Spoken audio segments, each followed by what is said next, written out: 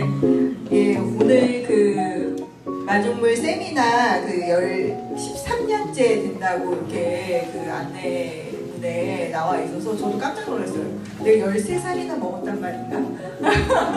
저도 이제 마중물 세미나랑 시작해서 13년이 지났다는 게 실감이 안 나는 거예요. 굉장히 오랜 시간 또 이렇게 마중물 세미나를 같이 했고, 그리고 이제 초등학교 6학년 됐거든요. 예.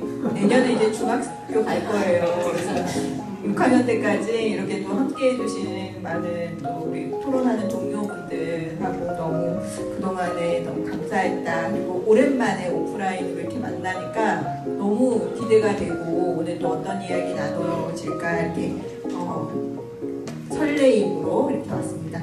오늘 그 공동체를 만드는 우정에 관하여 아리스토텔레스 정치학 기반에서 이제 그 저희 세미나를 진행하는데, 이 세미나는 사실은 두 분의 발제문을 이렇게 같이 읽고 책을 읽고 오지 않아도 돼요.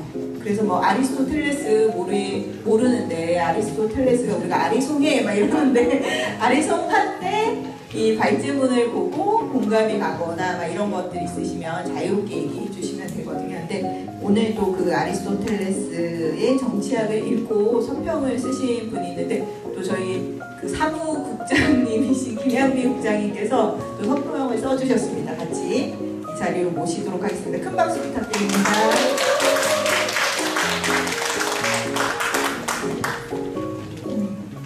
바쁜 와중에도 이렇게 또 서평을 오늘 준비해 주셨는데, 먼저 그 김양미 국장하고 사실 오늘 참석은 못 하셨어요. 박경숙 선생님이 그 발제문 아리스토텔레스의 소감문을 이제 해주셨는데, 저희가 먼저 박경숙 선생님 영상 먼저 보고 그 다음에 김양미 국장님 그 발제문을 청해 듣도록 하겠습니다. 박경숙 선생님은 요즘 참 세상이 좋아졌어요. 영상으로 발제문을 만들어서 보내주셨습니다.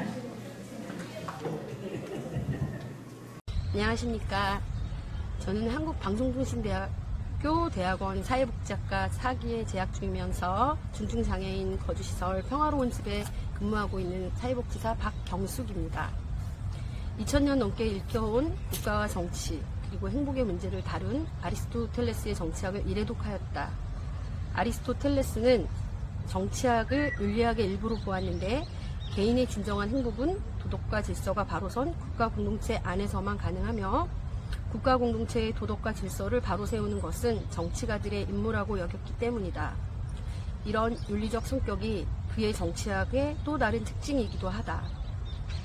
모든 공동체가 어떤 좋음을 추구하는 것이라면 모든 공동체 중에서도 으뜸가며 다른 공동체를 모두 포괄하는 공동체야말로 분명 으뜸가는 좋음을 가장 훌륭하게 추구할 것인데, 이것이 이른바 국가 또는 국가 공동체다. 시민들의 최우선 문제에 대해 정치학을 통해서 반드시 숙고를 거쳐 해결점을 찾아야 한다. 총체적 난국에 빠진 대한민국에 아리스토텔레스가 말한 현명함을 제시할 정치인은 누구인가? 최근 전북 전주의 한 상가 건물주 부부는 100만원 상당의 월세를 포기하고 건물 중간에 학생들 통행로를 만들어준 선행이 알려져 화제를 모은 기사를 읽고, 연대와 공존의 시민력을 새삼 실감하면서도 제도가 아닌 개인의 선의에 기대해 문제를 풀 수밖에 없었는지 아쉬움이 남았다. 더불어 잘 살 수 있도록 하는 것이 정치하는 사람들의 책무인데, 현재 정치인들은 과연 정치를 하고 있는 건가 하는 슬픈 생각이 들었다. 개인의 선의에 기대지 않고 국가 공동체가 국민의 삶을 책임질 수 있도록 깨어있는 시민의 역할을 해야 한다는 고민들을 다시 하게 되었다. 훌륭한 국가가 되려면 국정에 참여하는 시민들이 훌륭해야 한다. 각자가 훌륭하면 전체도 훌륭할 것이기 때문이다. 저는 은평구 구산동에 있는 중증장애인 거주시설에 근무하면서 걸어서 20분 거리에 살고 있습니다. 우리 동네에서만 13년을 살고 있으면서 그동안 저는 시설과 집만 오가는 매우 단순한 생활을 이어갔습니다. 워킹맘으로서 일과 가정에만 집중하는 편이었습니다. 그런데 어느 날 문득 제가 너무 우물 안의 개구리 같은 통 속에 갇혀있는 저를 느끼고 방송대 대학원에 오고 싶어졌습니다. 그래서 왔고 여러 훌륭한 교수님과 어머님들을 만나서 행복합니다. 아울러 내가 살고 있는 동네를 너무 모른다는 생각에 2023년부터 부산동 주민자치위원회의 주민자치위원으로서 미래시민교육분과활동을 시작하였습니다. 제가 속한 미래시민교육분과에서는 동네 청소년 동아리를 지원하는 일을 적극적으로 추진 진행 중에 있습니다. 지난주에 세 번째 분과에 참여하면서 저는 제 자신에 대해 다시 한번 반성하는 시간을 가졌습니다. 우리 동네에는 수국사라는 오랜 역사를 가진 사찰이 있습니다. 2022년에 주민들이 수국사에 왜 수국이 없냐는 누군가의 제안으로 올해 주민참여예산 지원 5천만 원으로 수국사에 수국을 심었습니다. 수국사를 알리면 우리 동네 나름의 관광 랜드마크가 될 수 있다는 기대였습니다. 그런데 그 심어진 수국의 양이 금액에 비해 너무 소량 심어졌으니 자료 요청을 해서 확인을 해야 한다며 분과장이 화를 내는 것이었습니다. 처음에는 저렇게까지 화를 내야 할까 생각도 했지만 그분의 생각은 그랬습니다. 주민자치위원이라면 적어도 국가에서 지원하는 돈이 잘 쓰여지고 있는지 관심을 가져야 한다고. 저는 제가 참여한 미래시민교육분과위원으로서 청소년 동아리를 잘 진행하면 된다는 생각만 하고 있었는데 분과장의 말을 듣고 저절로 고개가 끄덕여지고 놀랐습니다. 그 경험 후에 7권, 8권을 읽으면서 훌륭한 국가가 되려면 국정에 참여하는 시민이 훌륭해야 한다. 각자가 훌륭하면 전체도 훌륭할 것이기 때문이다. 이 구절이 가슴에 확 와 닿았습니다. 앞으로 저는 장애인 거주시설에 근무하는 사회복지사로서 두 아이의 엄마로서 우리 동네 주민자치위원으로서 훌륭한 시민으로서 깨어있는 존재가 되어 최소한의 자기 목소리를 내며 살고 싶다고 다짐했습니다. 앞으로 저는 무조건 헌신적으로만 열심히 일해서 소진, 매몰되는 사회복지사가 아닌 시민이 시민의 권리를 인식하도록 협력하면서도 내가 근무하는 사회복지 실천 현장에서 장애인의 인권을 우선하여 그들의 권리를 지켜줄 수 있도록 노력하고 아울러 내가 일하는 환경을 더 좋은 환경으로 만들기 위해 더욱 노력할 것이고 방송대 대학원 사회복지학과에서 더욱 배우고 익혀서 사회복지 실천 돌봄 노동자로서 전문가로서의 위치를 재정립하고 싶습니다. 함께 수강하는 마중물 김영희 사무국장님의 권유로 제 소감문을 읽게 되었습니다. 찾아뵙고 함께 여러 이야기를 나누면 좋겠지만 내일은 제가 근무하는 관계로 이렇게 촬영하여 인사를 드리게 되었습니다. 감사합니다.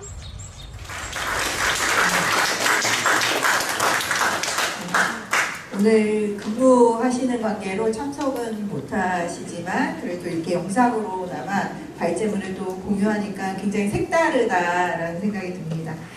그러면 이제 그 김학민 선생님의 차이가 편안히 드러나는 광장의 공동체에서는 모두가 자유롭다. 이 제목의 서평을 청해 듣도록 하겠습니다. 큰 박수 부탁드립니다. 네, 발제문을 읽겠습니다. 차이가 편안히 드러나는 광장의 공동체에서는 모두가 자유롭다. 내가 속한 공동체는 어떤 조응을 추구하는가? 나는 어떤 미덕으로 공동체에 함께하는가? 공동체, 일이 익숙하고도 어려운 말이 있을까? 공동체라는 단어 안에 무수히 다양한 얼굴들, 개성들, 역사들이 있다. 갈등하고 부딪히고 화합하고 다시 어그러지고 웃음과 울음과 역동들이 변화무쌍하다. 나는 내가 원하든 원하지 않든 일상의 많은 공동체 안에 소속되어 있다. 어떤 곳은 생각만 해도 절로 미소가 나오고 어떤 곳은 머리가 아프다. 나라는 존재는 어느 곳에서는 주체성을 가진 존재로 매우 편안하고 자유롭게 드러난다면 어떤 곳은 객체화되고 굳은 모습으로 내가 드러난다. 그럼 나는 나인가 내가 아닌가? 바보 같은 질문이다. 당연히 나다. 문제는 나의 나됨과 나의 미덕, 내가 추구하는 가치들이 아주 자연스럽고도 편안하게 드러날 수 있는 공간에서는 내가 자연스레 드러나는 것이고 어떤 곳은 그렇지 않다는 것이다. 공동체가 어떠냐에 따라 나의 실존하는 방식이 달라진다. 만들어진 공동체에 내가 그냥 있는 게 아니라 내가 함께 만들어가는 것이다. 그렇다면 이 공동체가 나를 위해 바뀌어야 하는가? 아니면 내가 공동체를 위해 바뀌어야 하는가? 이것도 바보 같은 질문이다. 둘 다 바뀌어야 하기 때문이다. 서로 바뀌어가는 그 과정이 지난할 뿐이다. 지난하기에 누군가가 만들어주길 바라며 침묵하거나 불평만 하고 있을 것인가? 아니면 변화의 필요성을 느끼고 변화를 위해 그 과정에 참여할 것인가? 용기가 필요하다. 그리고 좋은 공동체를 만드는데 그 속에 있는 이들과의 좋은 우정이 필요하다. 내가 원하는 공동체 상이 있다. 마중물에서 말하는 차이가 편안히 드러나는 광장이다. 개개인이 갖는 다양성과 개성이 다채로운 색상으로 섞이기를 원한다. 그러나 말처럼 쉽지 않다. 나부터 차이가 편안한 경험을 많이 해보지 못했기 때문이다. 마중물의 어록들을 곰곰이 따져보고 적용해볼수록 보편적으로 들리는 그 말이 얼마나 치열한 자기 성찰과 훈련이 필요한 것인지를 알 수 있다. 함께 하자고는 말할 수 있지만 일방적으로 강요할 수도 없고 강요한다고 해서 만들어지지도 않는다. 차이라는 말로 자신을 주장하고 권리라는 이름으로 다른 사람의 권리를 쉽게 침해한다. 말이 아니라 문화 속에서 몸으로 습해야 한다. 감동할 때 바뀐다. 그렇게 너무나 오래 걸린다. 왜 마중물은 그렇게 오래 걸리는 험난한 길을 가는가? 생존에만 매몰되게 만드는 그 환경, 부당한 질서를 거부하기 때문이다. 실존적인 존재로서의 인간성을 회복하고 시민으로 함께 이 세상을 변화하고 만들어가기 위해서이다. 우리가 생각한다. 그리고 행복하고 훌륭한 삶을 같이 추구한다. 아리스토텔레스의 정치학에서 국가의 목적은 단순한 생존이 아닌 훌륭한 삶을 제공하는 것이라고 이야기한다. 국가 전체의 이익과 시민들의 공동이익에 연관되는 것을 말한다. 나의 관심사인 공동체 속의 인간의 본질, 타불성이 잘 보장된 공동체, 인간은 어떤 존재인지에 대한 이야기가 이 책 안에 전반적으로 표현되어 있기에 일상에서의 내 삶, 관점, 태도를 중심으로 이야기해 보았다. 매 순간 부족함을 깨닫고 좌절하고 쓰러졌다가 다시 일어서는 그런 반복 속에 있는 나지만 어제보다는 더 나아진 오늘의 나를 기대하며 아리스토텔레스의 정치학에서 말한 몇 가지 키워드를 중심으로 나의 활동의 기준점을 생각해본다. 공공성, 공동체의 공공의 이익을 위한 것인가 나의 이익을 위하는가. 중용, 서로가 적절한 중도를 찾아가는가 나의 기준만을 고수하는가. 행복, 서로가 이해하고 만족할 만한가 누군가의 희생으로 유지되는가. 우리는 어떻게 해야 사람이 훌륭해질 수 있는지 고찰해봐야 한다. 시민 각자가 훌륭하지 않아도 시민 전체가 훌륭해질 수는 있겠지만 시민 각자가 훌륭한 것이 더 바람직하다. 각자가 훌륭하면 전체도 훌륭할 것이기 때문이다. 나무 과제는 교육의 소관이다. 사람은 어떤 것을 습관에 의해 배우고 어떤 것을 들어서 배우기 때문이다. 책의 내용입니다. 변화는 늘 불안하다. 하지만 그 변화 속에 생기가 있다. 나무 과제는 교육의 소관이다.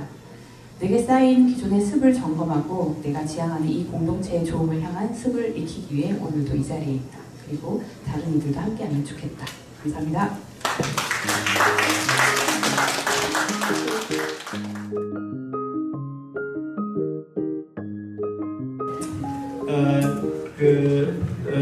이 마중물 세미나인데요. 마중물 세미나가 13년째 이제 하고 있고, 이제는 첫 시간에 공동체를 만드는 우정에 관하여인데, 기본적으로 마중물 세미나는 이렇게 구성이 되어 있죠.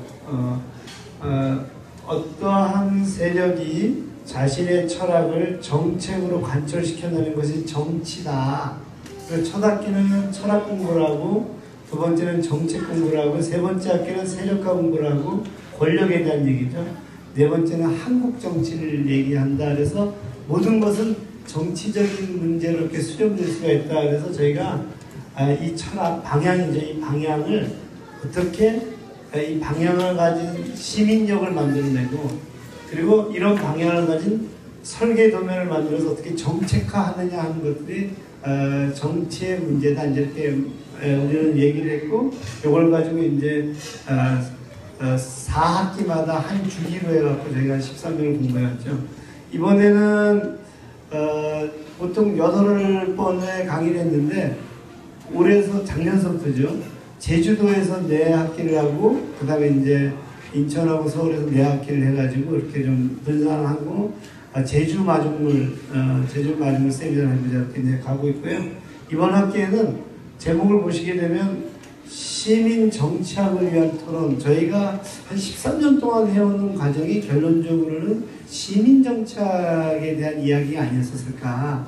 그래서 그 마지막 점검들을 요 논자들로 여기 보게 되면은 아리스토텔레스, 마르크스, 푸코 요 논자들을 매개로 해서 한번 점검해보고 다음 시간에는 마중물의 시민정책을 가지고 다음 학기를 한번 가면서 한 13년 한번 좀 정리를 해보자 한 턴. 그래서 첫 번째 등장한 논자가 아리스토텔레스 이거 정치학이거든요. 도대체 왜 아리스토텔레스와 정치학이 상당히 중요한 역할들을 할 수 있겠느냐 하는 것은 제가 이제 좀 설명을 드리고요. 자, 그래서 이제 마중물의 시민 정치학이니까 먼저 마중물이 뭐냐 하는 이야기들을 좀 해봐야 되겠다 해서 제가 정리해 온 게 마중물은 먼저 서로에게 서로가 말하고 대화하는 조직이다. 그럼 대화는 어떻게 할 것이냐 했었을 때 먼저 책을 읽고 오늘처럼 이제 정치학이라는 책을 읽고 그런 토론을 하는데 저희들이 독특한 것은 13년 동안 절대로 책을 읽어오지 마라. 읽어오는 것을 말리지는 않겠지만 하지만 책은 사더라. 왜냐하면 저희가 책방을 하니까 근데 책을 사더라는 것은 책방을 하기 때문이 아니라 토론을 하고 나면 집에 갈 때 읽고 싶어지거든요. 근데 만약에 집에 책이 없으면 안 읽거든요. 그래서 책을 사더라는 것이지 뭐 마셈의 서점이니까 책을 사라 이런 아주 치졸한 얘기는 아니에요. 하지만 아마 정치학이 있지 않을까 싶은 생각을 하고 있어요. 그래서 저희가 이제 이런 얘기를 하는 것은 책에 대한 얘기가 아니라 책을 매개로 해서 나와 나름으로서 공동체 얘기를 하는 겁니다. 근데 우리 마중물 세미나는 보통 세미나들은 책에 대한 얘기를 하거든요. 책에 대한 얘기를 하게 되면 전문가이거나 책을 읽은 사람만 얘기를 하거든요. 근데 책은 철저하게 매개가 돼야 된다. 그래서 좋은 책이라는 것은 우리들의 얘기를 많이 풍부하게 이끌어내는 매개가 되는 거다 이런 얘기거든요. 오늘 제가 세미나도 이것도 뭐냐면 저의 강의도 매개거든요. 제 얘기가 중요한 것이 아니라 제 얘기를 매개로 해서 우리가 이제 이야기를 하게 될 때 제 얘기는 좋은 강의가 되거든요. 그래서 이제 저희가 읽을 때는 우리가 이렇게 읽자 이런 얘기고 두 번째는 듣고 말할 때는 생각한 다음에 말하지 말고 말하면서 생각하라. 왜냐하면 생각하면 언제 생각이 끝날 거예요. 죽을 때까지 생각이 안 끝나는 사람이 있거든. 그래서 먼저 얘기를 하다가 보면 상대방이 그것에 표정도 있을 테고 또 반응도 보이거든요.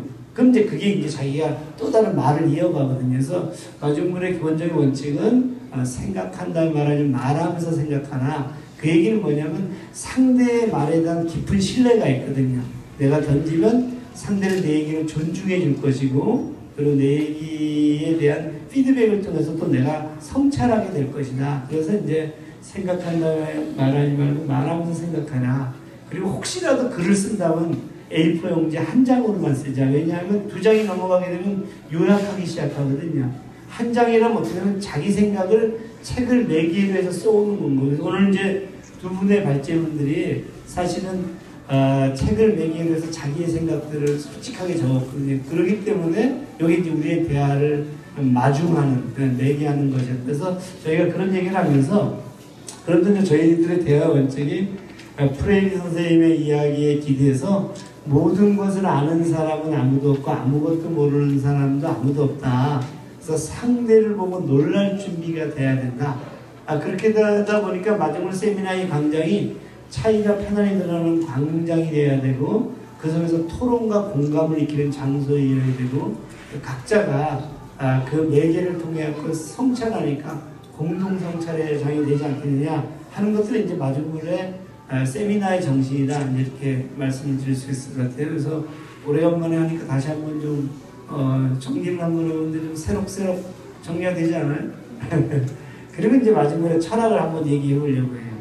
뭐 그림은 좀 형편없지만 저기는 이제 엄청난 내용들이 담겨있다. 저희들이 이제 생각하는 철학은 people first다. people first. 그러니까 저 people을 왜 영어로 굳이 적었냐면 저 people이 사람에 따라서 인민이 되기도 하고 민중이 되기도 하고 국민이 되기도 하고 시민이 되기도 하거든요. 아무튼 사람이 되는데 그 사람에 대한 이념적 이데올로기적 관점에 따라서 그 사람에 대한 용어가 달라지니까 우리는 전체가 차이가 편하게 드러나니까 people first다. 그리고 그 people first인데 people이 first가 되려면 자기 목소리를 내야 되거든요. 자기 목소리를 내고 공동체에 참여하는데 자기 목소리를 내면서 공동체에 참여하는 그런 사람들의 어떤 것을 중심으로 우리는 민주주의를 구성해보자. 그래서 이제 이게 학습 동아리 민주주의다. People First의 핵심은 people을 위해서 누군가가 무엇을 해주는 것이 아니라 people들이 스스로 모여서 토론하는 과정들 속에서 공동체를 만들어가는 것. 이게 이제 People First이고, 그리고 그런 것을 담아낸 방향과 이념이 학습 동아리 민주주의다. 근데 저희는 요거를 지향해 가는 거죠. 요걸 지향해 가려면 어떻게 되냐?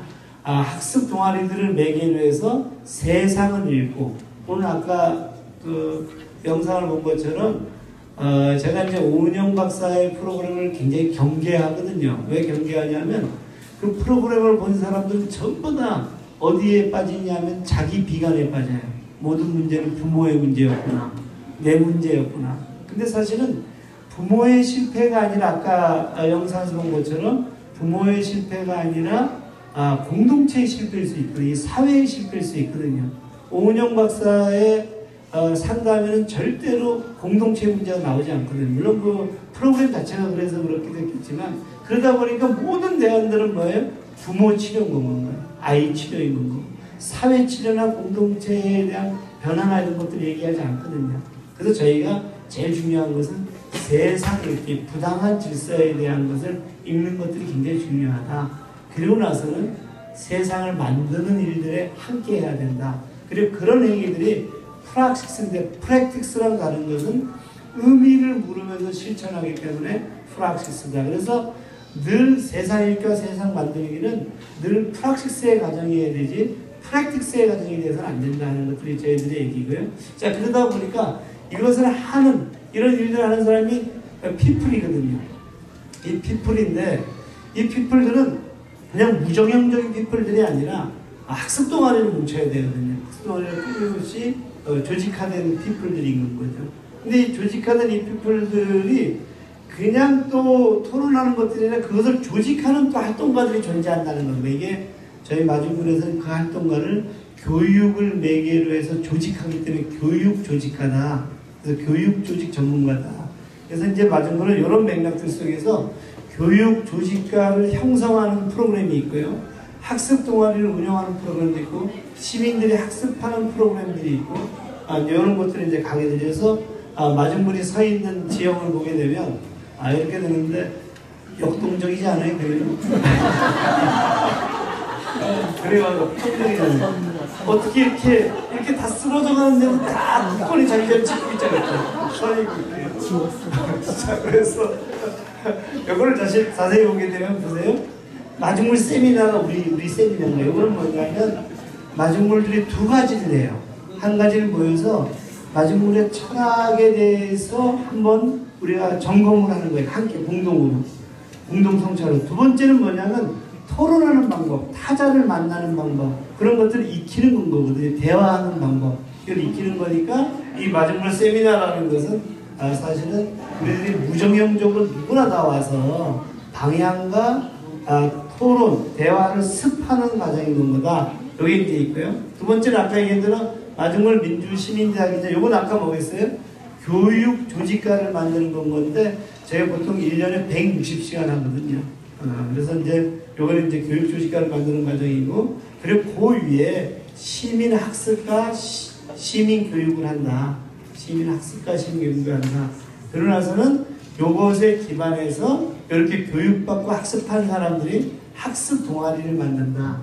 그러면 이제 저희가 학습 동아리를 이제 만들고 나서 요 사람들 세미나도 듣고 민주시민대학에 참여하고 학습 동아리를 모여갖고 한 해에 한 번 정도 각자 따로 열심히 공간에서 고민했던 사람들이 마중물 필링 캠프에 모여가지고 한번 전체적으로 한번 서로 동료도 확인하고 점검도 하고, 그리고 같이 꿈도 꾸고 뭐 이런 것을 필링 캠프인데, 뭐 다 아시겠지만 저희가 인디언이 말을 타고 하다 갑자기 뒤돌아보더라고. 왜 뒤돌아보니? 내 영혼이 쫓아오지 못했을까봐. 영혼을 기다리면서 위로하는 게 힐링이고요. 그리고 마중물은 멈춰서도 뒤돌아보지 말고 지 말을 쳐다봐라. 말에는 100% 눈가리개가 있다. 그래서 어떤 녀석이 내 말에다 눈가리기를, 말은 이제 눈가리기를 해야지만 앞으로 뛰고 기마개를 해야지만 함성을 안 듣거든요. 그래서 누가 내 말에다 눈가리를, 내 말에다 기마개를 확 벗기다 하는 것이, 눈가리 확 벗기다가 영어로 힐링에다 PELING, 필링이다 해서 마중물을 모여가지고 우리가 세상 읽기를 하고 세상 만들기를 한 것들을 가지고 한번 모여서 얘기하는 거, 그것이 이제 저희들의 필링 캠프인데, 요것의 롤모델은 저희에게는 알메달멘 축제예요. 스웨덴의 알메달멘에서 7일 동안 시민들이 모여가지고 축제를 벌이는 거기 때문에 알메달멘 축제. 그 위에 마중물들의 다양한 조직들이 이렇게 서 있다. 얼마나 다양하게 그렸어요. 하나도 같은 게 없잖아요, 지금. 자, 그래서 이제 그렇게 되고, 그리고 그것을 이제 하게 되는 마중물 조직들이거든요. 갈수록 이 역동을 느껴지지 않아요? 이게 아마 이 이중섭의 소를 제가 보고 그랬는데 소가 막 이제 움틀거리는 모습 아니? 자, 그래서 이제 이런 일들을 하고 있는 마중물은 사단법인 마중물이 있는데, 사단법인 마중물을 이렇게 교육을 하는 세계 센터가 있다. 세계 시민, 후배 시민, 선배 시민. 이렇게 여기 함께 뭘 운영하냐 하면은 마중물 민주시민대학을 운영하고 있거든요. 그리고 이제 문화예술 센터나 이런 이 공간에서 이루어지는 문화예술과 관련된 걸 운영하고 정책을 하고 있다. 그리고 이제 저희가 사단법인 마중물이 협심해서 협동조합 마중물을 만들어서 이 공간이 있는 거죠. 그래서 이 공간에서는 출판사 마국과 문화복합 공간 마샘을, 여기 이제 마샘이 이렇게 운영을 하고 있고, 이걸 매개하는 것들이 학습 동아리고, 그리고 이것을 전체적으로 알려내는 것들이 미디어 센터인 마중물 미디어 센터다. 요게 이제 마중물의 조직인 거죠. 자, 그러면 제가 지금 말씀드린 것처럼 마중물은 철학이 있고, 그 다음에 거기에 관련된 프로그램들, 아까 마중물 프로그램들이 있고, 그리고 프로그램들을 운영하는 이렇게 이제 마중물 자체의 조직이 있다. 저희가 이제 꿈꾸는 것은 뭐냐면, 지금 현재 학습 동아리들이 전국에 있거든요. 이렇게 해서 확산되고 있고, 그리고 이제 마중물 지부를 좀 만들어야 되겠다는 생각을 해서 이번에 제주 마중물에서 제주 마중물 세미나 하고 있고요. 그 다음에 잘 대구에서 할까 하는 생각이 있습니다. 대구에서 지난번에 제가 그래서 마중물 세미나 다음 학기나 다다음 학기에서 제주에도 이제 하지 않을까 이런 생각을 하고 있습니다. 자, 보시면 지금 말씀드린 대로 마중물은 정치에 대한 얘기를 하는 건 거죠. 정치는 시민들이 자기 목소리를 공동체에 참여하는 건데, 거기 이렇게 시민교육도 있어야 되고, 이렇게 마을도 있어야 되고, 그리고 우정도 있어야 된다. 그래서 이게 이제 기본적으로 정치학에 대한 얘기인데, 이런 정치적인 행위들은 늘 어디에서 있냐면 물적인 토대들에 있거든요. 경제적인 토대들.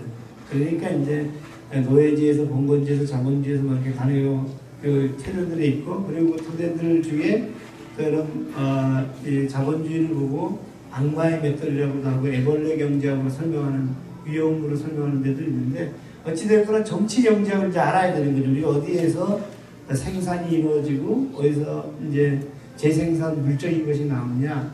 그리고 나서는 이런 정치학이 이런 물적인 토대들 속에서 이런 액션을 하는 과정에서 꼭 무엇인가를 지향하는 거니까 철학이 있어야 된다. 그래서 정치학이라든가 철학이라든가 이런 정치 경제학이 사실은 이렇게 통합적으로 이제 분과는 분과되지 않았고, 그런 점에서 이제 마중물은 어떤 세력이 자신의 철학을 가지고 정책을 만들어내는 정치다.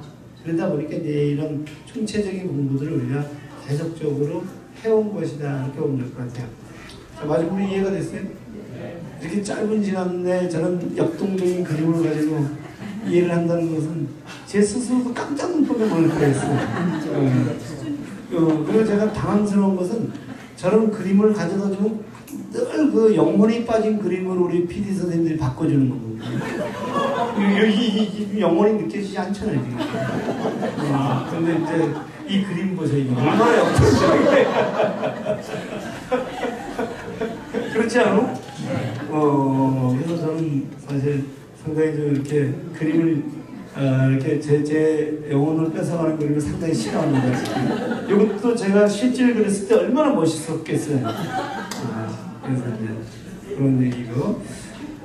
자, 이제 아리스토텔레스 얘기해 볼 거예요. 저희가 왜 아리스토텔레스를 얘기하면 아리스토텔레스를 추앙하거나 아리스토텔레스가 우리에게 어떤 그 딱 맞는 거라기보다는 아리스토텔레스는 매개로 해서 마중물의 시민 정착의 이제 생각을 상상하게 되지 않을까 싶은 건가요? 아리스토텔레스는 놀라운 얘기를 해요. 모든 곳에서는 영혼이 있다는 건가요? 풀에도 영혼이 있고 동물에게도 영혼이 있고. 근대 철학자들은 동물의 영혼이 없다고 보는 거예요. 그리고 동물에는 고통도 없다고 보는 거예요. 우리가 이렇게 딱 때리면 동물이 깨갱 되잖아요. 그것은 유리병을 딱 들었을 때 쨍그랑하는 소리에 불과되게 데카르트 얘기거든요. 근데 아리스토텔레스는 뭐라고 얘기했냐면 모든 것은 영혼이 있다, 풀도. 그래서 이제 그러한 것들을 설명하는 것은 4개의 원인으로 설명하거든요. 첫 번째는 모든 것은 진료로 되어 있다.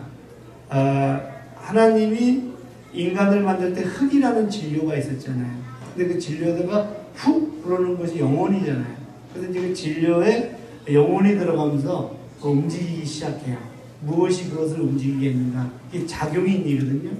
움직이게 되면 그것이 쭈뼛 이제 변화하면서 자라면서 자기 꼴을 갖춰가거든요. 아이가 태어났을 때는 이 꼴이 아니었는데 아이가 이제 성인으로 되어가면서 자기 모습이 나오잖아요. 이걸 우리가 형상이라 그러거든요. 형상이 됐어요. 근데 이 아이는 왜 살아요? 자기 목적이 있거든요. 태어난 목적. 이건 우리가 텔로스라 그러는데 늘 목적을 가지고 있다. 그것의 목적은 무엇인가? 이렇게 이제 설명을 하거든요. 예를 들면 이런 건 거예요. 이 도토리는 어떤 진료인 건 거예요. 어떤 진료냐면 어떤 형태를 가지려고 하는 가능성을 가능태를 가지는 건 거죠. 그리고 여기에 물이 들어가고 뭐 얘를 꿈쩍꿈쩍 움직여야 돼. 성장하기 시작해요. 그래서 이렇게 되면 얘가 형상이 되는 거예요. 근데 이 나무는 늘 목적이 있고 어떤 목적이 있느냐 하는 것들은 이제 우리가 또 이제 고민을 해봐야겠지만 이 나무는 그냥 태어난 게 아닌 건가요? 그래서 여기에 태어난 모두들은 다 자기의 목적을 갖고 태어났다는 건데. 그래 여기서 놀라운 얘기는 뭐냐면 이 목적들을 가지고 태어난 그 목적을 실현하는 것이 정의고 그리고 그 실현하는 것의 정의로움을 어떻게 하냐면 그 사람이 갖고 있는 다양한 자기의 개성이라든가 가능성들을 잘 드러내는 이걸 탁월성을 드러낸다 그러거든요. 그래서 이제 아리스토텔레스에게 있어서는 이런 식으로 설명을 하거든요. 그래서 이제 마이클 샌델이 아리스토텔레스를 가지고 와서 정의란 무엇인가에서 얘기하는 사례가 이 얘기예요. 이게 이제 이 바이올린인데 바이올린은 누가 가져야 되냐 이거예요. 여러분들은 가지고 싶지 않아요? 하지만 여러분들은 가질 수가 없잖아요. 왜 가질 수가 없어요? 비싸단 말이에요. 비싸단 말이에요. 근데 아리스토텔레스는 비싸기 때문에 돈이 있는 사람이 가져야 된다는 것을 정의롭다고 하지 않아요.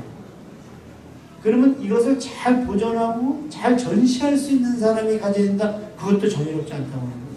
그럼 뭐냐면 얘가 가지고 있는 탁월성을 잘 드러내는 사람이 가져야 된다. 그럼 누구겠어요? 바이올린 잘 연주하는 사람입니다. 이 중에 누가 있어요? 상당히 좀 당황스러운데. 자, 그래서 아리스토텔레스는 내가 어떤 가능성이 있어요. 뭔가가 되려는 가능성이 있는데 그 가능성들은 아리스토텔레스는 다 다양해요. 다양성인 겁니다. 여기 있는 모든 사람들이 다 다양하거든요. 제가 깜짝 놀란 것은 MBTI를 알기 전까지는 노력하면 다 나처럼 된다고 생각했던 겁니다. 근데 MBTI라는 것을 듣고 나서 보니까 야, 그건 아무리 해도 안 되는구나. 태어난 게 다 다르구나. 생긴 게 다 다르구나. 다양한 가능성을 인정하는 게 너무 힘들었어요. 그런데 그 다양성에 대해서 유독 엄청나게 강조한 사람이 아리스토텔레스예요. 그래서 그 가능태라는 것을 잘 드러내도록 해주는 거. 그게 뭐냐면 탁월성이거든요. 그럼 여러분들은 지금 여러분들의 탁월성을 잘 드러내고 살고 있어요? 아니요? 왜 못 드러내고 있어요? 석화요? 네. 드러내고 있어? 마중물에서 드러냅니다. 아줌마에서도 좀 자제해.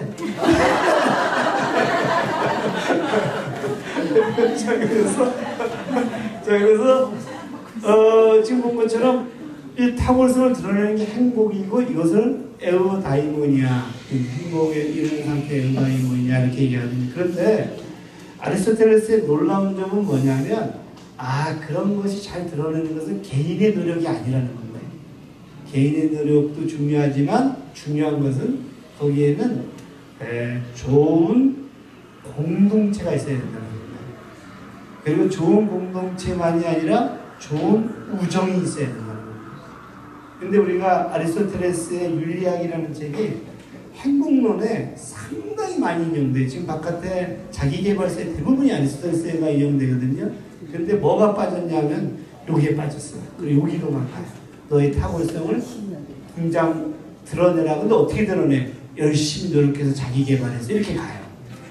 그러니까 아리스토텔레스가 인용된 게 아니라 이용되는 겁니다. 이용되는 겁니다. 그래서 우리가 아리스토텔레스 행복론은 대체적으로 시중에서는 저렇게 나오고 있다. 이런 얘기예요. 그래서 이 아리스토텔레스에서 여기서 핵심이 요거예요. 요거하고 요거예요. 그래서 저 우정은 좋은 공동체를 만드는 것이어야 되고 좋은 공동체는 그 우정을 가능하게 하는 것이다. 아까 의리하고 우정하고 얘기한 논의가 있었잖아요. 깡패들 같은 경우에 의리를 강조하잖아요. 그래서 의리하잖아요. 그죠? 의리한데 아리스토텔레스는 깡패들의 의리를 의리로 안 봐요. 우정으로 안 봐요. 왜 의리를 우정으로 안 보냐면 아리스토텔레스에게서의 우정은 좋은 공동체를 만드는 것을 우정으로 봐요. 그런데 깡패들의 우정은 대체적으로 어떤 건가요? 자기 이해관계라든가 뭐 이런 우정들이 있는 거죠. 그러니까 사실은 이제 그런 점에서 보지 않다라는 거예요. 자, 그래서 제가 지금 말씀드리고 싶은 것은 이제 그런 맥락들 속에서 아리스토텔레스는 얘기를 하고 이때 이제 아까 얘기한 대로 좋은 공동체는 어떤 공동체냐 이 부분이거든요. 이분은 이제 소크라테스하고 플라톤을 비판해요. 비판하면서 수용을 하는데 비판하는 지점이 이거예요.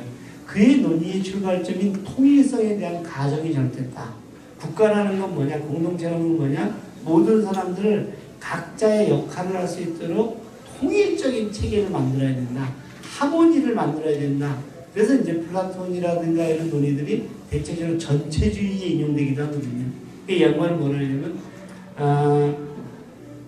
아닌 게 아니라 가정에도 국가에도 통일성이 있어야 돼. 그러나 그것이 총체적인 통일성이어서는 안 된다. 통일성에도 어떤 선이 있어 그것을 넘어서면 국가가 국가의 길을 멈추거나 아니면 국가의 길을 멈추지 않더라도 열등한 국가가 된다. 그것은 마치 합주를 단선율로 리듬을 단 하나의 박자로 맞추는 것과 같다.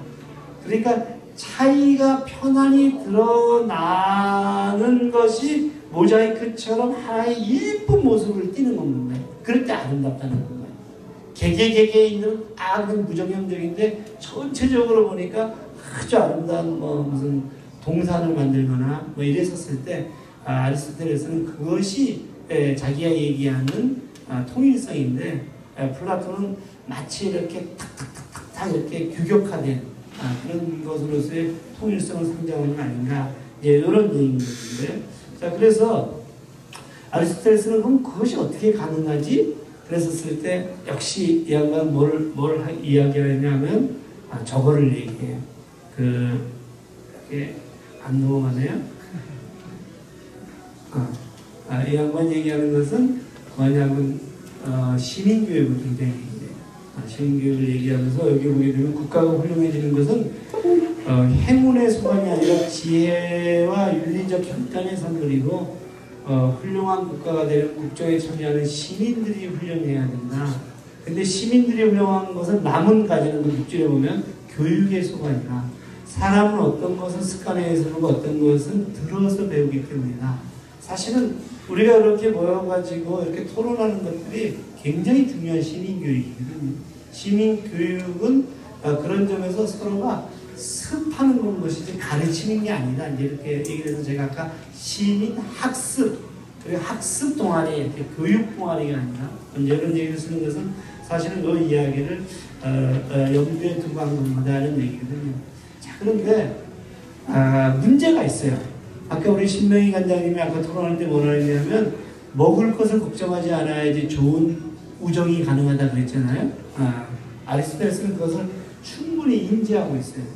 어떻게 인지하고 있냐면 아까 정치경제학의 밑바닥에서 어떻게 돼야 돼요? 먹고 사는 문제에 관련돼 있잖아요. 그 위에서 그것을 함께 자기의 개성을 드러내고 조율하고 이런 것이 정치학이라면 철학은 방향을 잡는 거였잖아요. 그런데 아리스토텔레스는 두 가지 경제학이 가능하다 이렇게 설명을 해요. 저기 보게 되면 하나는 오이코노미아라는 가정경제와 하나는 크레마티스티케라는 화폐경제예요. 가정경제하고 화폐경제는 어떻게 가느냐 하는 것은 이런 건데, 가정경제는 자급자족인 건가요? 내가 물건을 만드는데 왜 만들어요? 쓰려고. 필요하니까. 근데 화폐경제는 뭐냐면 내가 물건을 만드는데 왜 만들어요? 팔려고. 상품으로 만든다는 겁니다.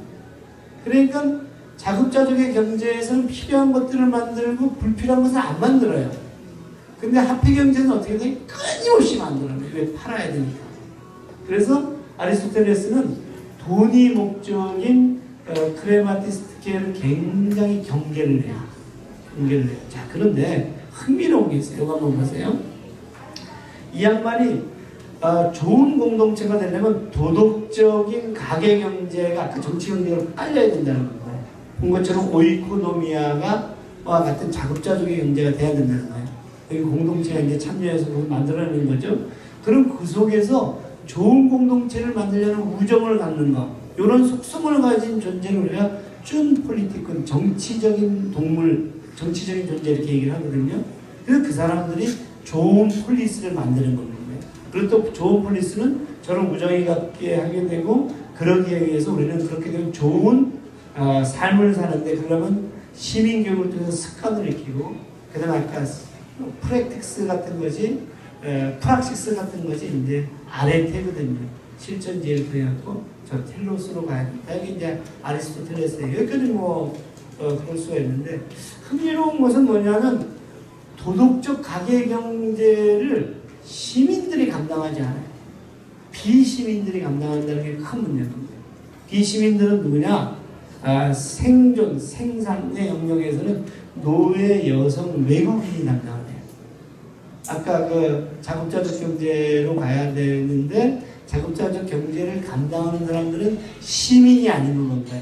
시민들은 어디에 들어가 있어요? 폴리스에서 토론하러 들어가 있어요. 얘기되죠. 그러니까 이것이 이제 시대적인 한계이긴 하지만, 아무튼 중요한 것은 아까 우리가 얘기한 것처럼 경제적인 걱정이 없어야지만이 시라든가 문학이라든가 토론하지, 우리나라 조선시대 선비를 보게 되는데요. 근데 생산활동에 종사하는 사람들은 그런 것을 못한다는 겁니다. 그래서 여기 보게 되면 아리스토텔레스는 요 영역은 요 사람들이 담당하고 비존재인 거예요. 요 영역은 시민들이 담당한다. 그 시민들은 정치적인 삶을 살고 언어를 통해서 자유와 평등을, 저것은 핵심이 평등이에요. 평등한 사람들이 그런 이야기를 한다는 겁니다. 이해가 되죠, 그죠? 그래서 이제 이게 아리스토텔레스가 갖고 있는 가장 큰 비판의 지점인 거예요. 비판의 지점인데요. 자, 그래서 본 것처럼 아리스토텔레스는 여기서 또 굉장히 해서는 안 될 말을 이제 하기 시작해요. 해서는 안 될 말을 이제 하기 시작하는데, 아까까지는 아리스토텔레스의 이제 인상이 너무 좋았잖아요. 저도 이게 아리송해지는 거였었던, 아리송해지는 거 한번 읽어봅시다. 아이고, 싫어! 아이고, 싫어!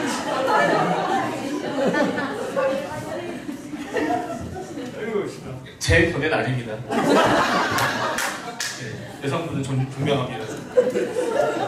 네, 스컷이 본성적으로 더 우월하고 암컷은 열등하다. 그래서 스컷이 지배하고 암컷은 지배받는다. 그리고 이런 원칙은 인간관계 전반에 적용되어야 한다. 몸을 사용하는 것을 업으로 삼으며 최상의 성과를 올릴 수 있는 인간들은 모두 본능적으로 노예이며, 이들은 모두 앞서 말한 원칙에 따라 주인의 지배를 받는 편이다. 노예와 길들인 동물의 용도는 크게 다르지 않다. 이들은 둘 다 생필품을 조달하도록 주인에게 몸으로 봉사하기 때문이다.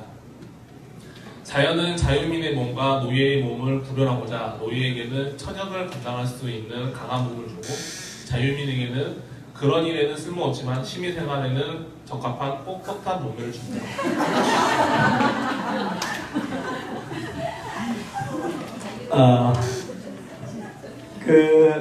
이게 꼿꼿한 몸매가 누구예요? 다들 저 얘기를 듣는 순간 꼿꼿 몸을 꼿꼿이 이렇게 올리고 있는 것이 눈에 띄는데 그래서 여기에 이제 아리스토텔레스 갖고 있는 한계인 거고 근데 이게 어떻게 보면 오늘날에도 크게 다르지 않아요. 그러니까 이 장시간 노동을 하는 사람들이 정치 세계에 참여하기 너무 힘들거든요.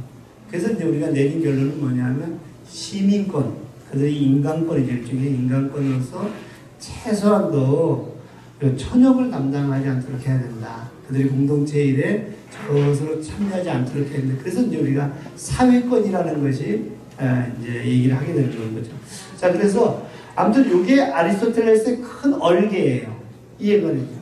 그러니까 이제 아리스토텔레스를 아까 제가 말씀드린 것처럼 그대로 수용할 수가 있는 것이 아니라 그 아이디어들을 어떻게 이제 우리 가져갈 수 있을까 하는 건가요? 자, 그런데 오늘 그렇게 많이 얘기된 우정에 대한 얘기를 이제 해보려고요. 아리스토텔레스는 아까 우정이 있어야 되고 공동체가 있어야 된다 그랬잖아요. 공동체와 우정에 대한 얘기를 좀 해보려고 해요. 아리스토텔레스는 우정은 대개 우정의 조건들을 얘기해요. 첫 번째가 뭐냐면 호의가 있어야 돼요. 서로가. 마중물에 여기 오게 되면 서로가 호의가 있거든요. 여기 있는 사람들이 어쩌면 어젯밤에 술 먹고 어떤 이 길거리에서 고성방가를 했거나 이런 사람일지도 몰라요. 근데 우리 오자마자 그냥 마중물에 왔다는 이유로 서로 악수하고 막 그러잖아요. 이게 호의예요. 그런데 서로가 호의가 있을지라도 호의를 서로 인지해야 돼요. 이게 이제 호의와 상호 인지인 건데 아무리 호의가 있더라도 둘이서 서로 이제 사랑할 수가 있었는데 서로 좋아하는지를 모르는 거예요. 70살이 돼서 이제 알게 되는 거야. 그럼 이제 우정이 시작이 안 되잖아요. 그 두 분은 언제 알았어요? 호의를. 만나자마자 알았어요? 서로 호의가 있다는 것을? 처음엔 몰랐을 거 아니에요. 제가 두 분이 괜찮을지 모르겠지만 아무튼 두 분이 중학교 동창이래요. 그러니까 중학교 때부터 공부 안 하고 어쩌면 그랬을 수 있어요. 이건 좀 이렇게 좀 결코 바람직한 거지. 그래서 이게 여기서 호의가 중요한데 정말로 중요한 게 뭐냐면 평등한 관계예요. 오늘 많은 얘기를 했는데 여기서 핵심이 좋은 친구가 되려면 평등해야 되거든요. 노동자하고 자본가하고 좋은 우정을 맺을 수 있어요. 어떨 때 평등할 때. 파트너십을 갖게 될 때는 우정이 돼요. 서로의 것들을 가지고 우정이라는 것들이 뭐 100% 모든 것들을 나눠주고 그 다음 또 뭐 100% 무슨 경쟁다 이런 게 우정이 아닌 건데 그 우정이라는 것은 서로가 서로 것을 인정해 주는 건데 저럴 수 있지. 그리고 여러분들이 자기 친구들이 그거를 룰이라든가 아니면 그것에 대한 그 친구의 특성이라든가 탁월성을 인정한다면 당연히 그 친구가 그렇게 되는 것을 박수 쳐줄 수 있거든요. 그렇죠? 그러니까 노동조합이 조직화가 돼서 자본 기업가가 파트너로 인정하게 되면 거기서도 우정이 만들어지는 거예요. 이게 거버넌스라는 말로 표현되기도 하고 뭐 하기도 하고 그러니까 경쟁을 한다든가 뭐 이런 것들 때문에 우정이라는 것들이 그거랑 등치되지는 않는다는 건데 그래서 아까 우리가 얘기할 때 이제 그렇게 되게 되니까 사실은 우정은 가능하냐 안 가능하냐 이런 문제들이 아리스토텔레스 얘기하면 호의와 상호인지 평등한 관계. 그리고 이제 세 번째가 뭐냐면 소금 한가만인데 우리 한순애 선생님이 이제 아까 뭐라 했냐면 이제 그래도 이렇게 오래 지내봐야 한다 이제는 얘기를 했잖아요. 이게 소금 한가만이를 먹을 정도로 지내봐야 된다. 소금을 먹어봐야 된다는 만나봐야 되는 건 거죠. 코로나 상황에서는 그것이 아무래도 약할 수밖에 없죠. 줌에서 만나는 것도 만나는 거니까. 오늘 이렇게 만나가지고 이렇게 얘기를 해봐야 된다. 이런 것이 아리스토텔레스 얘기인데 아리스토텔레스는 아까 얘기한 대로 그럴 때 이 좋은 공동체가 있어야지만이 그게 가능한 겁니다. 우리가 이제 말씀드렸지만 우리 아이들이 이렇게 이제 그 개학을 했었을 때 어떤 큰 학원에서 아주 유명한 학원에서 광고를 내요. 너희들 개학을 해갖고 서로 친구를 만나니까 좋겠지. 하지만 절대로 너의 친구가 공부를 대신해 주지 않는단다. 아브라카타브라 뭐 이런 얘기가 무슨 얘기죠? 우리 방송대 학생들은 되게 우정이 좋아요. 특히 어느 상황에서 우느냐 시험 문제를 놓고도 우정이 좋아요. 왜냐하면 같이 스타디를 하면서 같이 좋은 성적을 받으려고 노력해요. 근데 중앙대는 우정이 안 좋아요.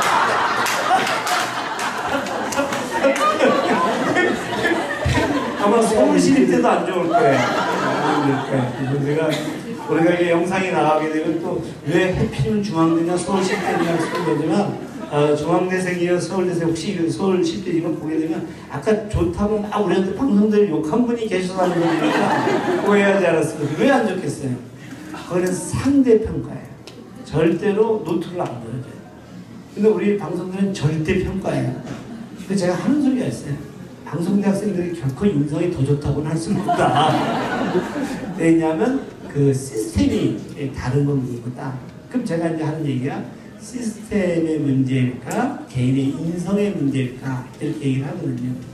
제가 잘 하는 제 사례인데 제 고등학교 다닐 때 국어 100점을 맞았는데 뭐 평소에 맞는 점수예요 그게. 그랬는데 이제 선생님이 요금상 72점 그러는 거예요. 나가서 봤더니 기억을 쓴 줄 알아서 니은을 썼고 니은을 써서 디귿을 쓴 거예요. 왜 그러냐 했더니 선생님이 공부 잘하는 때 7점을 맡겼는데 그 녀석이 공부 잘하는 애들만 기억을 니은을 다 바꾼 거예요. 그럼 얘가 나쁜 애냐 나쁘지 않았게 착한 애거든요. 왜 그랬냐? 그때 처음으로 내신 성적이 들어왔어요. 그럼 내신 성적이 나쁜 건 뭐예요? 걔가 나쁜 건 뭐예요?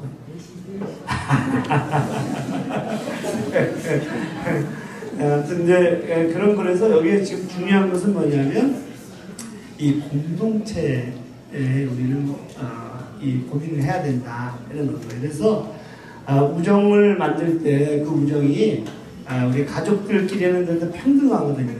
그리고 권리도 가지고 있고 그리고 무한 책임을 지려고 하고 요람에서 무덤까지 책임지려고 하는데 공동체 바깥에 우리 가족이라는 공동체 바깥에서는 연민만 하더라도 노블레스 오블리스 그가 평등하지가 않거든요. 도움을 주는 거니까. 근데 권리로 이제 접근하게 되면 상당히 이제 우리가 다르게 볼 수 있다. 그래서 이제 연민과 권리로 본다는 것이 내가 내 동료를 연민으로 보게 할 거냐, 권리로 보게 할 거냐, 어떠한 권리들을 그 사회가 보장했느냐에 따라서 그 공동체는 굉장히 달라질 수가 있다. 이제 이런 얘기거든요. 자, 그래서 자연스럽게 이제 뭐로 넘어가냐면 공동체 얘기를 한번 가보려고요. 공동체, 아리스토텔레스가 얘기한 공동체 얘기를 가는데, 제가 이제 좋은 공동체는 아까 얘기한 대로 친구들 간의 경쟁을 완화시키거나 어쩌면 협력을 하게 만들어 연대를 하게 만들 수 있다 그랬잖아요. 그리고 그런 것들을 하려고 하는 것이 우정이라고 얘기했는데, 제일 좋은 공동체가 거기에 중요한 제일 좋은 공동체가 어쩌면 가족일 수 있다 그러거든요. 가부장적인 아버지가 때로는 나타나고 문제가 되긴 하지만 대체적으로 요람에서 무덤까지 무조건적으로 권리로서 그를 보장하려고 하거든요. 여러분들이 우리 김상민 처장님이 우리 딸이 있죠. 다솜이가 있는데 다솜이가 어쩌면 가족에게 많은 것을 요구했을 수 있어요. 학교 다닐 때. 우리 김상무 처장님이 너 집안에 버러운 것들도 없는데 어떻게 이렇게 요구할 수 있느냐? 이렇게 물어보면 우리 다솜이가 뭐라 그랬어요? 그거 왜 낳냐고. 낳지 말지. 이렇게 얘기를 했거든요. 그러니까 그게 이제 권리로서 요구하는 거거든요. 그리고 서로가 부모 자식이 서로 책임을 지려고 하고 그 다음에 어떤 기여와 상관없이 하는 것들이 이제 이 무조건적인 건데 사실은 이게 이제 일종의 원형의 공동체이고 우리가 보통 얘기하는 자연상태다 그러면 이렇게 가족을 많이 떠올리거든요. 그래서 이게 본향마을 그리고 고향마을 그러면 소위 이제 가족과 깊은 연관성들을 가지거든요. 자, 그런데 이런 천륜을 가진 가족을 이렇게 국가라는 영역으로 넓히는 건 거예요. 그러니까 똑같은 걸 적용해요. 요람에서 무덤까지 무조건적으로 그가 기여를 했든 기여를 하지 않았든 간에 무조건적으로서 권리로서 주장을 한다.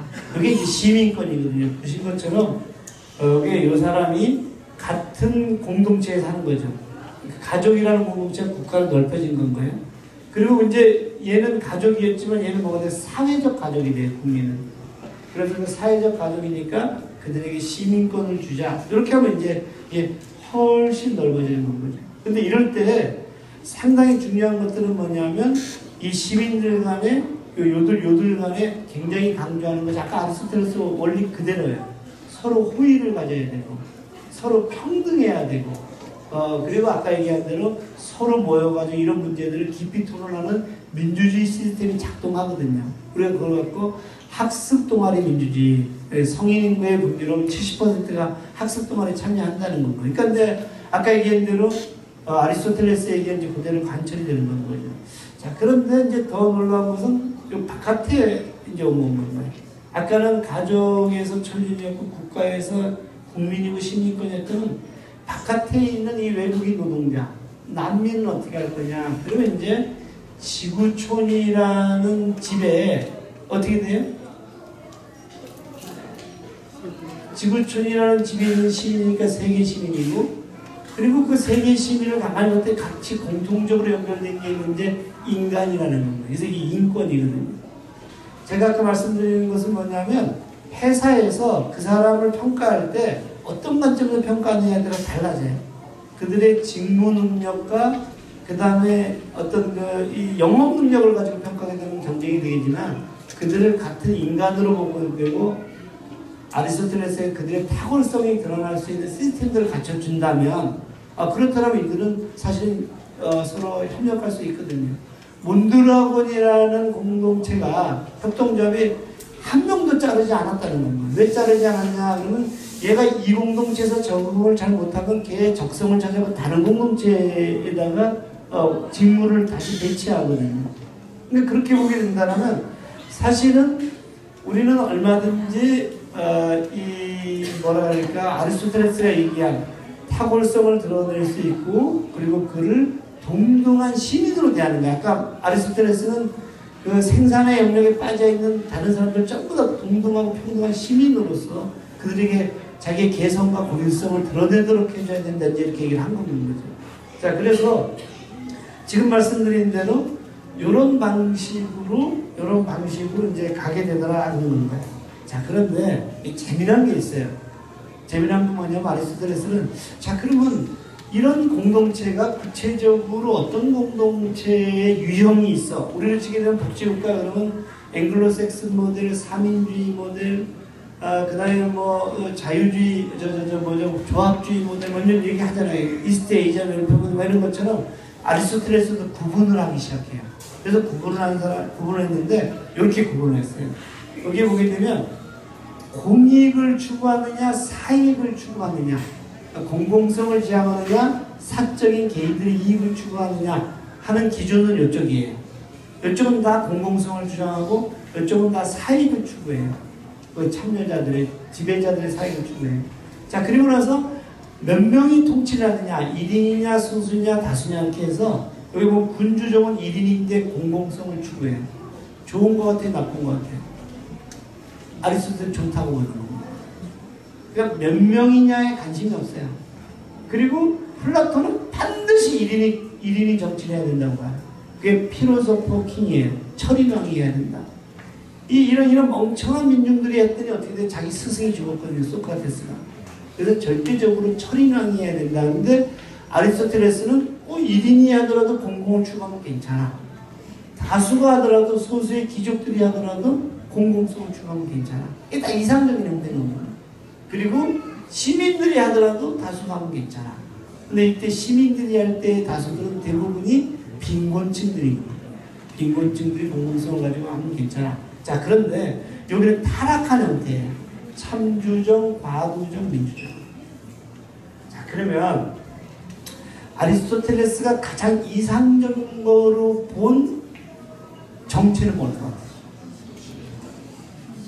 시민정, 민주정, 기족정 뭐 쭉 있는데, 근데 그 밑에 써 있구나.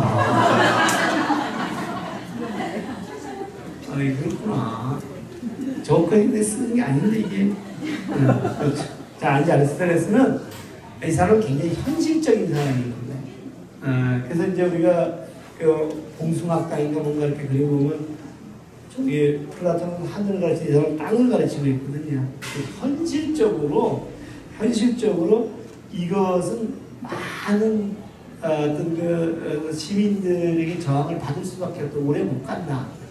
뭐 등등 그러면서 이제 이 양반은 사실 어떻게 하냐면 이 과두정과 민주정의 혼합 형태가 제일 좋다. 가장 나쁜 것이 두 개가 합친 게 가장 좋다는 겁니다. 이게 아리스토텔레스의 놀라운 통찰이에요. 왜 그러냐 그랬더니 요거는 돈이 있는 사람들이 통치하는 겁니다. 요거는 돈이 없는 사람들이 통치하는 겁니다. 돈이 있는 사람들과 돈이 없는 사람들이 서로 이해관계를 가지고 갈등하면서 타협하는 것들 속에서 좋은 정치가 차선책이 나올 수밖에 없다. 이게 이제 아리스토텔레스의 얘기입니다. 대체적으로 요렇게 가지 않을까 뭐 이런 얘기를 하는 거예요. 실질적으로는 요렇게 한 것이 가장 적합합니다. 자, 이런 겁니다. 자, 제가 이제 말씀드리고 싶은 것은 뭐냐면 아리스토텔레스는 지금처럼 우정과 공동체에 대한 논의들을 엄청나게 윤리학과 정치학에서 이렇게 하고 있다는 거예요. 그리고 그 원형들을 우리가 이제 볼 수가 있는 겁니다. 그런데 아리스토텔레스가 여기서 멈추지 않아요. 또 어디서 멈추냐? 아리스토텔레스는 누구하고의 우정을 또 갖기를 원하냐면 풀하고 동물하고 우정을 가져야 된다고 하는 거예요. 아까 얘기한 대로 풀과 동물도 뭐가 있다고 했으니까 영혼이 있다고 했습니다. 그래서 제가 그걸 가지고 대학원에서 강의하면서 영상을 하나 만들었거든요. 그거 한번 보고 제가 그 우정에 대해서 얘기를 해볼게요.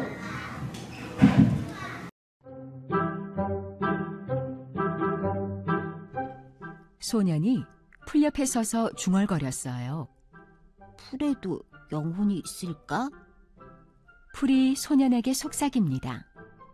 나도 생명이야.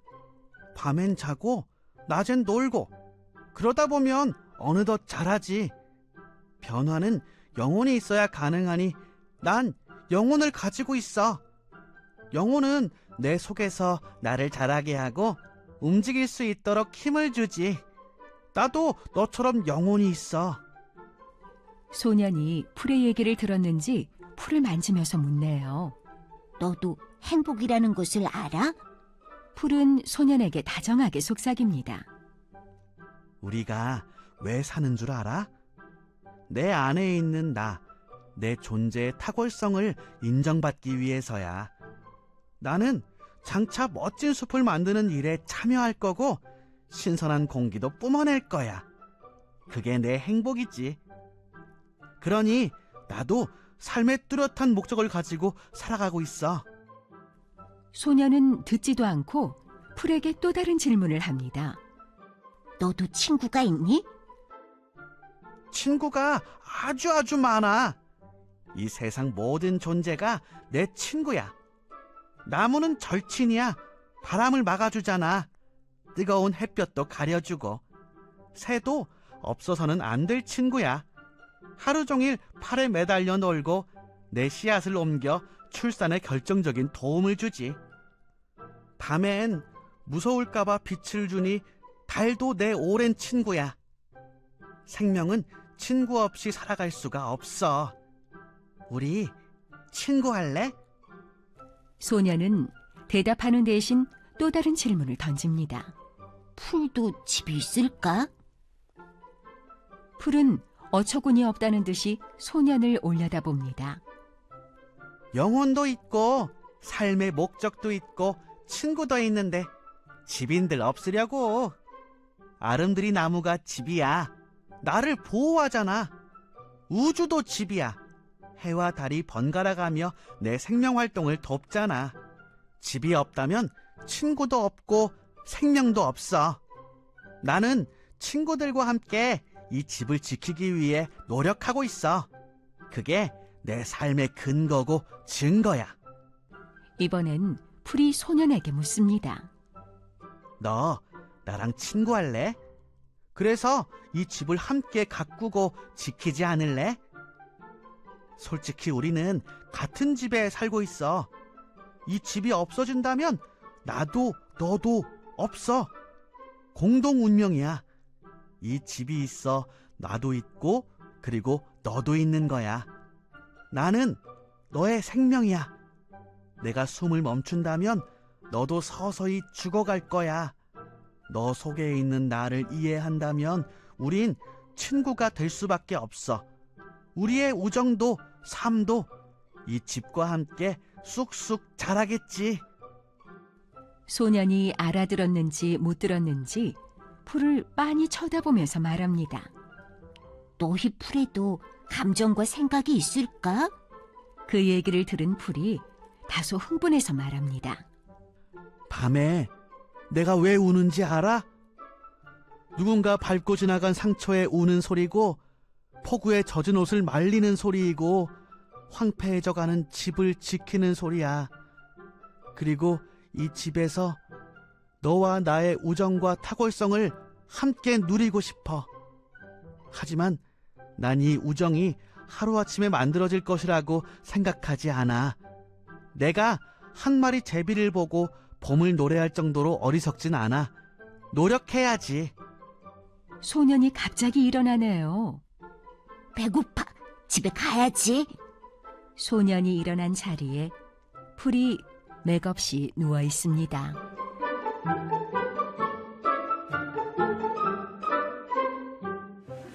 이제 우리가 이제 우정을 얘기할 때 그동안의 우정은 좋은 공동체를 만들고 분배라든가 뭐 이런 우정들을 생각했는데, 아리스토텔레스를 보면서 우정은 얘들하고도 가져야 되겠구나는 생각을 하는 건가요? 얘들은 동물이고 이제 자연이잖아요. 얘들하고 왜 우정을 가져야 돼? 그랬더니